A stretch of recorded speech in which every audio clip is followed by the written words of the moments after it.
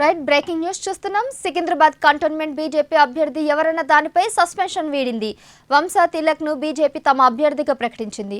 మొన్నటి అసెంబ్లీ ఎన్నికల్లో బీజేపీ తరపున పోటీ చేసిన శ్రీ గణేష్ కాంగ్రెస్ పార్టీలో చేరి ఆ పార్టీ తరపున ఎన్నికల బరిలో నిలిచారు. దీంతో బీజేపీ అభ్యర్థి ఎవరన్న దానిపై సస్పెన్షన్ కొనసాగింది. ఈ క్రమంలో వంశా తిలక్ ను బీజేపీ కంటోన్మెంట్ అభ్యర్థిగా ప్రకటించింది.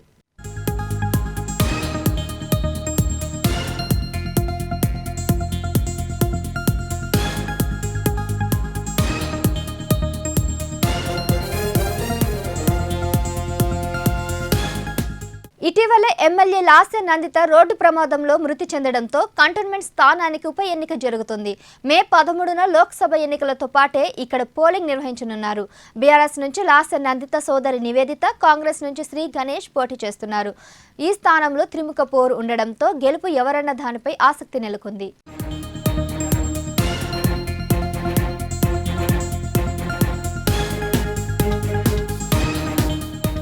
ఇక ఇదే అంశంపై మరింత సమాచారం మా ప్రతినిధి భార్గవ్ అందిస్తారు. భార్గవ్, చెప్పండి.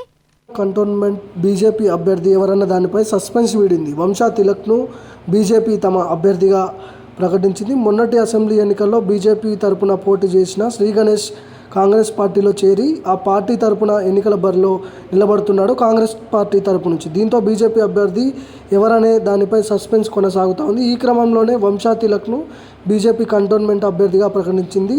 ఇటీవలే ఎమ్మెల్యే లాస్య నందిత రోడ్డు ప్రమాదంలో మృతి చెందడంతో కంటోన్మెంట్ స్థానానికి ఉప ఎన్నిక జరుగుతూ ఉంది. మే 13 లోక్సభ ఎన్నికలతో పాటే ఈ పోలింగ్ నిర్వహించున్నారు. బీఆర్ఎస్ నుంచి లాస్య నందిత సోదరి నివేదిత అక్కడ బరిలో ఉండబోతూ ఉంది. కాంగ్రెస్ నుంచి శ్రీ గణేష్ పోటీ చేయనున్నారు. ఈ స్థానం త్రిముఖ పోరు ఉండడంతో గెలుపు ఎవరన్న దానిపై పెద్ద ఎత్తున ఉత్కంఠ రేగుతూ ఉంది.